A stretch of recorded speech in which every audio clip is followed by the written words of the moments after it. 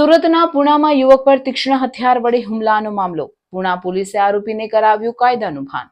ગત 18 જુલાઈના રોજ મુક્તિધામ સોસાયટીમાં યુવક પર હુમલો કર્યો હતો. મહિલાઓએ વચ્ચે પડી મધ્યસ્થી કરવા છતાં હુમલો કર્યો હતો. યુવક પર ચપ્પુ વડે જીવલેણ હુમલો કરતા ઇજાગ્રસ્ત થયો હતો, જે સમગ્ર હુમલાની ઘટના સીસીટીવીમાં કેદ થઈ હતી. સીસીટીવી ફૂટેજના આધારે પોલીસે ગણતરીના કલાકોમાં આરોપીની ધરપકડ કરી અને હવે આ શખ્સનો જાહેરમાં વરઘોડો કાઢી કાયદાનું ભાન કરાવ્યું.